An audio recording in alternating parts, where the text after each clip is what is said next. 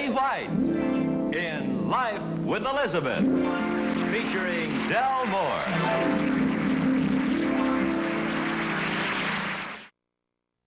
Incident number 1 in the life of Elizabeth occurred because of Mama's letter. You probably have someone in your family who writes the way Elizabeth's mother does. Oh, long letters, full of interesting news. There's just one thing wrong. Nobody can read them. Elizabeth, how are you tonight? Mama's handwriting pretty bad? Regular hand tracks, huh? Oh, by the way, Alvin's trying to get your attention. Elizabeth. Mm-hmm. Elizabeth. Hmm? Elizabeth, are you listening to me? Mm-hmm. You haven't heard a word I've said, have you?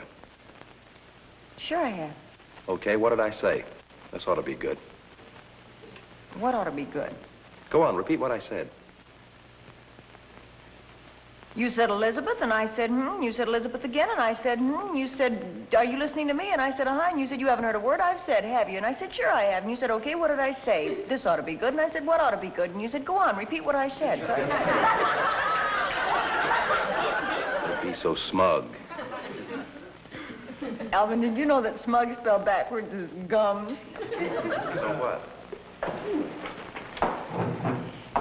I just thought you'd like to hear a joke with teeth in it. Look, honey, I'm going to let you sit down here because I admire courage. And it takes real courage to tell gags like that. What have you got there? Oh, it's a letter from Mama, only I can't figure it out. What makes you think you can figure it out any better over here than you did over there? So you're going to help me? Oh. What does this say? Let me see it. Honey, I can't figure out your mother's writing. I know, it's pretty bad. Sometimes I think she writes in code. Grands, clod, he, slat. No, that says grandfather lost his hat. Doesn't she cross her T's? She dots the T's. Crosses the I's. Well, why, for goodness sake? Well, some people are left-handed, and Mama's left brain. Now, let's see if we can figure this thing out. She dots her T's and she crosses the I's. Does she cross anything else? Papa. Look, honey, I asked a sensible question, and I expect a sensible answer. Does she cross anything else? No. Okay. But she has a wonderful picture of Washington dotting the Delaware.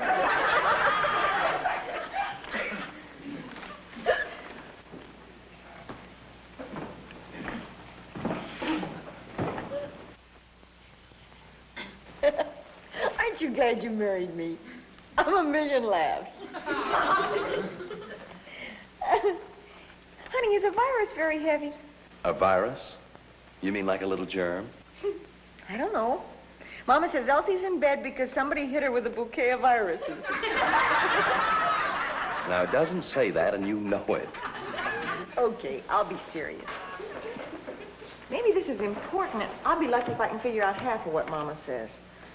Now, this, for instance. She says, Papa is in town, and I'm worried about his cough. Is that a C? Papa's in town. I'm worried about his cough. No, that's a D. Papa is in town, and I'm worried about his dough, his money. No, Mama, never say dough. No, I guess not. She always says cabbage. Let me see.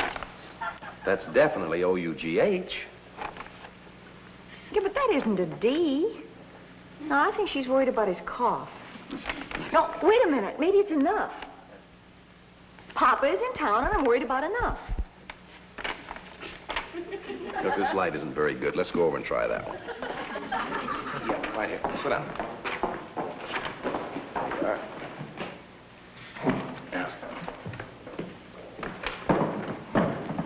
Now, look, right here. Now, you agree that that's O-U-G-H. Well, I think so. Unless maybe this isn't town at all. Mm-mm. Well, sure, here. Papa is a clown, and I'm worried about his laugh. There's only one way to settle this. I'll be right back. Honey, I still think I was right in the first place. Papa is in town, and I'm worried about his cough. No, Papa nearly drowned, and I'm worried about his cough. Something left over from my butterfly hunting days. It's only your fingernail. Oh, I thought I cut myself. Aha! Look at there, Elizabeth. Plain as day, see? That is clear now, isn't it? Grandfather lost his hat. No. Papa is in town, and I'm worried because it's rough. No, that says Papa got me down, so I threw him in the trough. Honey, that's an O-U-G-H. I know an O-U-G-H when I see one. I should. What are you going to do? Well, I'm not going to sleep until I find out about it. Operator, give me Merrifield 7441. Honey, don't spend money on a long-distance phone call just to... Neither one of us Mercury 1717. Honey, I know an O-U-G-H when I see one. Take my word for it. It's worth $4 to... Honey, I know. Mama? Hi. Oh, fine. Mama, we just got your letter. Yeah, and Alvin and I were having a little discussion over one particular sentence. Honey, I think it's... Yeah, I think it says Papa is in town, and I'm worried about his cough or dough enough.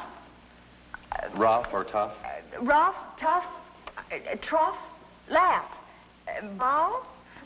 What'd she say? She says she's not sure, but she thinks it's Papa's on the train, and I'm worried about the plow. That doesn't make sense. Mama, no, Alvin says that doesn't make sense. Do you think you could? Oh, that'd be wonderful. Good. Or, yeah. Well, look, Mom, fine. Goodbye, Mama. What's wonderful? Well, she can't remember what she wrote, so she's going to come out here and see for herself. I shall leave you at this point, Elizabeth. Why? This whole thing was a sneaky little plot just to get her to come out for a visit, wasn't it? Alvin, how can you say such a thing? Good night, Elizabeth. Elizabeth, it was a plot, wasn't it? Aren't you ashamed? Thank you. And in just a moment, we'll bring you incident number 2 in Life with Elizabeth. Number 2 in the life of Elizabeth occurred because of the Brotherhood of Omnipotent Brothers. That's Alvin's lodge. Seems that the Brotherhood is putting on a dinner, and Elizabeth and Alvin are getting ready to go. As you can see, Alvin's happy. He sees a long evening ahead of him. Speeches, chicken a la king, and plenty of backslapping. As you can see, Elizabeth is unhappy. She sees a long evening ahead of her. Speeches, chicken a la king, plenty of backslapping. It all depends on your viewpoint, I guess. Come on, honey, hurry up. We have to be at the lodge hall at 8:30 sharp. Alvin, we may have to be there at 8:30, but believe me, with that gang, we don't have to be sharp. Now, honey, don't be like that. You'll have a million laughs. Charlie's going to be Toastmaster. I don't like toast. Come to think of it, I don't like Charlie. Honey, don't just sit there. I want my wife to be the most dazzling woman at the banquet. What are you going to wear? Blue jeans. You're real cute. Hey, I'll help you. Hey, which perfume are you going to use? Some of the cheap stuff. You mean this? Alvin! What's the matter? How can you stand there and look so happy when you know we have a whole evening of the Brotherhood of Omnipotent Brothers ahead of us? Oh, honey, now, they're fine people. A little corny, perhaps, but good-hearted. A little corny. Look, I'm a lodge member saying hello to you. Hello, Alvin. Cut it out, will you? Do you hear about the absent-minded professor who slammed his wife and kissed the door? A little corny, he says. I don't know a single club member that'd tell a joke like that. Just the same, that's where I heard it. Who told it? You. Honey, look at the time. We've got to hurry. We don't want to miss the opening remarks for the Grand Lizard. The grand what? Lizard. Who's going to be the purple cobra this year, dear? Alan Cooper. You mean to tell me there is such a thing as a purple cobra? Well, sure. Alvin. Mm-hmm. Honey. Hmm? Do we have to go to this snake pit tonight? Oh, honey, you'll love it. I'm going to feel a little out of place without fangs. Honey, would you hurry up? We're going to be late. Alvin, why did you have to join this particular lodge when there's so many good ones? Lots of reason. The insurance, for one. Some insurance. When you die, you stop paying dues. Yeah, well, how about the accident insurance? Well, that only pays off if you're bitten by the purple cobra. Well, I'll get lots of other benefits. When? Just as soon as I'm a full-fledged snake. I've got news. Any man who would expect his wife to go to this so-called banquet is a full-fledged snake. You better not let the Supreme Mongoose hear you say a thing like that. The Supreme Mongoose? Sure. Alvin, I can't believe that an intelligent man like you... Let me put that another way. That a man like you... That isn't right either. Who's the Supreme Mongoose? He's the ruler over all the snakes. And then comes the Grand Lizard, the Purple Cobra, and then there is the Chief Rattler. He's just a baby, I suppose. Hmm? Yeah, go on. That's all. The rest of the men are just ordinary snakes, except the newcomers like me. I'm not a snake yet. You want to bet? What are you? I'm just a worm. That does it. Most wives have husbands that if they have any vices at all, maybe they go out bowling once a week. But no, I have to have a husband whose main ambition in the whole wide world is to be a snake. What are you grinning at? Oh, nothing. I'm sorry. Go on. Let me tell you something, Alvin. I expected to get poisoned by the food tonight, but now I can see I'm going to have to watch out for the people. Honey, hurry up. We're going to be late. Come on, come on. Oh, sure. We don't want to keep the Supreme Mongoose waiting. Yeah, that's right. Brotherhood of omnipotent brothers. Do you realize what the initials stand for? No, I never stopped to think about it. What? B-O-O-B, boob. Yes. Gonna have dinner with a bunch of boobs. Here, let me help you with this. I can do it myself, thank you. Oh. Snake-like boobs. Elizabeth, the curtain goes up at 8:30. What did you say? I said that his curtains went out there at 8:30. That's not what you said. You said the curtain goes up at 8:30. What did you mean? Well, look, I'll tell you as soon as you come out of this tunnel. Come on. Oh, tell me now. Well, since it's our anniversary, I thought maybe that we... Alvin, Elizabeth! Look, I refuse to be kissed by a headless woman. Get out of this thing. There you are. You mean we're not going to that horrible banquet tonight? Of course not. Look at that. Sweet. Huh? Alvin, I can't go to the Philharmonic looking like this. Look at my hair. Honey, look at the time. We've got 15 minutes. Come in the car. Come on. Alvin, did you make up all that stuff about the snake? Well, maybe just a little bit. Come on. Let's Wait a minute. Let me get my purse. Honey, look, Arturo.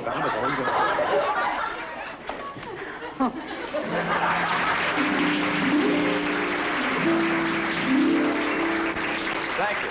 And in just a moment, we'll bring you incident number 3 in Life with Elizabeth. Incident number 3 in the life of Elizabeth occurred the evening of the day Richard was fired. Now, Richard is a very good friend of Alvin, so naturally Alvin was concerned. And Alvin is a very good husband of Elizabeth, so naturally Elizabeth was concerned. See how cleverly it all works out? Honey, for heaven's sake, will you sit down? You've been pacing like that ever since you came home. Anybody think you were the one who'd lost his job? But I worry about the guy. Now, I wonder what he did to get himself canned. Probably something brilliant if I know our boy Richard. Maybe he tried to cash a hat check. Elizabeth, don't say things like that. There are times when Richard's positively brilliant. Name one. Well, I admire your loyalty to your friend, sweetheart, but let's face it, this is a man who thinks a troubadour is a bullfighter. Yeah. Well, is he? Of course not. A troubadour is a fellow who plays trouba. I made that up. I think that's right.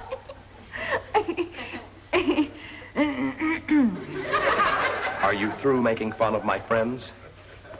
Oh, darling, I was only kidding you. Come here a minute. Come here. I think the world of Richard. You do not. You keep saying he's stupid. Now, you're getting completely off the subject. Come here. The thing we have to do when Richard comes here tonight is try to get his job back for him. Or at least help him get a new one. The fact that he's not very bright just simply complicates matters a little bit. Now he's not very bright. Before he was stupid, and now he's not very bright. Will you calm down? The point is, stupid or not, I like Richard very much, and I want to help him. Then if you like Richard, apologize for what you just said about him. All right, I think he's very sweet and gentle and completely non-compos mentis.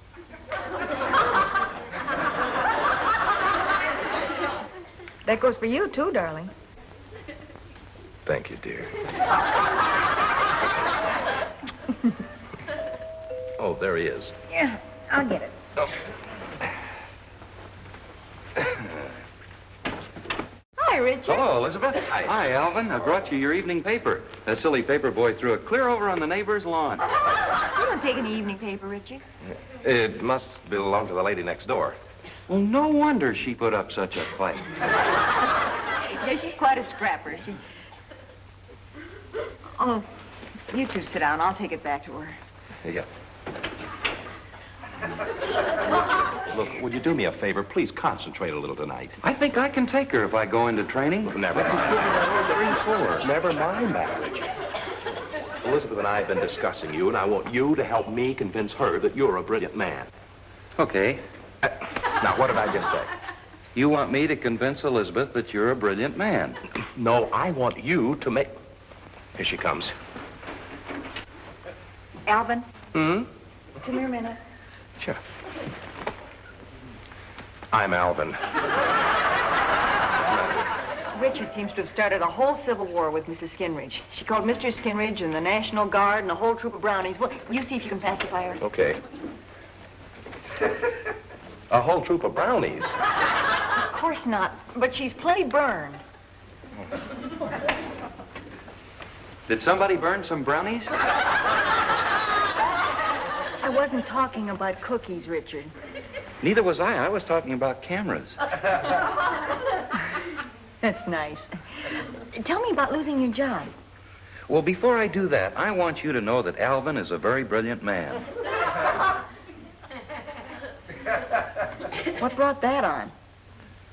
Well, I don't know, but he told me to tell you. Oh, thanks. Tell me about losing your job. Well, the boss called me in this morning and gave me a little pep talk. Should have heard him. He said, young man, when I was your age, I started in at $5 a week. And 6 years later, I owned the whole store. And what'd you say? Well, I said, you can't do that nowadays. They have cash registers. And then he fired you. Yeah, but he gave me a letter of recommendation. You should read it. Look at there. The bearer of this letter has worked for me for 1 year, and that's enough. Isn't that nice? And there's more, too. He is also one of the best men we have ever turned out of the office. Oh, and believe me, we've turned out some Lulus. Well, I think I quieted her down now. But her husband's a little mad. Thanks, honey.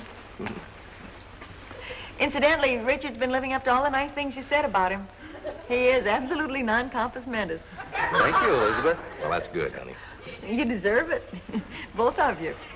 Yes, we do, Alvin. Thank you, dear. Now, let's get down to business. I think trying to get Richard's old job back is kind of hopeless. But we could find a new field for him. How about selling insurance? Yeah, how about that? No. Now, that takes a keen analytical mind and a lot of personality. Yes, it does, Alvin. Well, Richard has a keen analytical mind. You said yourself he was non-compos mentis. Yes, you did, Elizabeth. All right. All right, let's try it. Let's see how you'd approach a housewife. This ought to be fun. I'll watch. She needs you, Richard. Oh. What do you want me to do? Well, you're going to sell me some insurance. You're the salesman and I'm the housewife. Come on. Well, don't just stand there. Go on out on the porch. I'm afraid of that old lady, Alvin. Well, she fights like a tiger. Richard, come on. You go on over the door. Go on. Okay. He's sweet, honey, but he's a nutmeg. Honey's a little confused, that's all. And when you're around him, you don't act like any Einstein either. Well, I'll bet he'll be a good salesman. Ring the bell, Richard. Come in.